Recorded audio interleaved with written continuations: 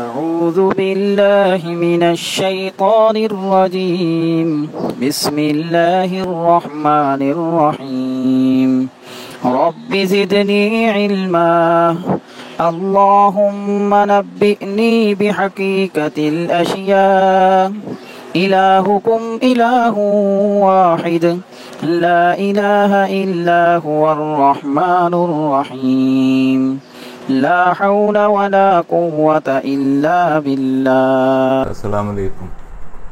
کھانسی ایک وسیع الوقوع تکلیف ہے.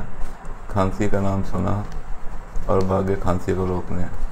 ہر طرح کے شربت، ادویات، ٹیکے، نسخہ جات جو شاندے اور نہ جانے کیا کچھ، لیکن کھانسی ہے کہ جانے کا نام نہیں دیتی. کبھی کسی نے جاننے کی کوشش ہی نہیں کی کھانسی ہوتی کیوں ہے. مریض کھانسی سے ہلکان ہو رہے ہوتے ہیں اور معالجین کھانسی کا علاج کرتے کرتے پریشان بیٹھے ہوتے ہیں. اپنی جان چھڑانے کے لیے کھانسی کے عجیب نام رکھے جاتے ہیں. کہیں الرجی کف، کہیں ہوپنگ کف، بلغمی کھانسی، کہیں خشک کھانسی، کہیں ٹی بی کی کھانسی، اور کچھ سمجھ نہ آئے تو کالی کھانسی. بڑے بڑے ٹیسٹ ہو رہے ہوتے ہیں، کہیں سینہ کے ایکس رے، کہیں بلغم کے ٹیسٹ ہو رہی ہوتی ہے، اور کہیں کھانسی کے جراثیم ڈھونڈے جا رہے ہوتے ہیں. پاکستان میں ادویات کے سیلز میں اینٹی بائیوٹکس پہلے نمبر پر ہیں. ضرورت ہو یا نہ ہو معالج کے نسخوں میں اینٹی بائیوٹکس ضرور ہوں گے. دوسرے نمبر کی سیلز پر پین کلر ادویات کی ہے. تیسرے نمبر پر اینٹی ڈپریسنٹ ادویات. چوتھے نمبر میدا کی ادویات اور کھانسی کی ادویات تقریباً برابر ہیں. لیکن مصیبت وہی کھانسی ٹھیک ہونے کا نام نہیں لیتی.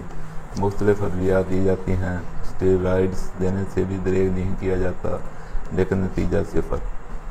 کھانسی کا علاج کرنا ہے تو کھانسی کی وجہ ڈھونڈنی ہوگی. پہلا سوال، کھانسی کیوں آتی ہے؟ اس کی ایک ہی وجہ ہوتی ہے، پھیپھڑوں میں کوئی ایسی چیز ہے، پھیپھڑے جسے نکالنا چاہتے ہیں اور اس چیز کو اپنے جسم سے نکالنے کے لیے جو حرکت کرتے ہیں، ہم اسے کھانسی کا نام دیتے ہیں. اسے یوں سمجھے، کھانسی کوئی بیماری نہیں. پھیپھڑا عمل تنفس کو جاری رکھنے کے لیے اپنے اندرونی نظام کو صاف رکھنا چاہتے ہیں. پھیپھڑوں میں موجود اس مادے کو نکالنے کی کوشش کرتے ہیں. اگر اپنی کوشش میں کامیاب ہو جائیں، کھانسی کی وجہ ختم ہو گئی اور کھانسی بھی ختم. اب اگر پھیپھڑوں کی اپنے اندرونی نظام کو صاف کرنے کی کوشش ناکام ہو گئی تو اپنی کوشش کو جاری رکھیں گے اور مریض کھانسی میں پھنسا رہے گا. سمجھنے والی بات صرف اتنی ہے، اگر پھیپھڑوں میں موجود بلغم گاڑھی اور لیسدار ہے، وہ پھیپھڑوں کی دیواروں سے چپکی جاتی ہے، کوشش کے باوجود وہ نکلتی نہیں اور کھانسی جاری رہتی ہے. ہمیں کھانسی کے پیچھے بھاگنے کی بجائے پھیپھڑوں کی مدد کرنی چاہیے تاکہ بلغم کی لیس اور چپکنے کی صلاحیت کم ہو جائے یا ختم ہو جائے. جب کھانسی ہے، بلغم نکل جائے، پھیپھڑوں کی کوشش کامیاب ہو گئی، نتیجہ میں کھانسی ٹھیک. اس لیے خشک کھانسی میں مریض کو آئس کریم، دودھ کی کھیر اور ایسی ہی الکلائن چیزیں دیتے ہیں.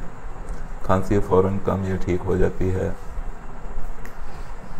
مریض سکھ کا سانس لیتا ہے.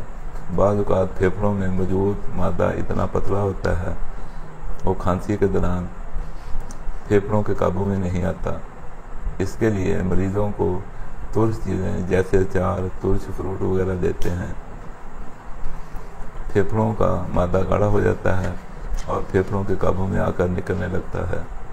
پھیپھڑوں کی کوشش کامیاب ہو جاتی ہے اور کھانسی کی وجہ ختم ہو جاتی ہے اور مریض پرسکون ہو جاتا ہے. اس کھانسی میں مریض کو اسٹک چیزیں دی جاتی ہیں.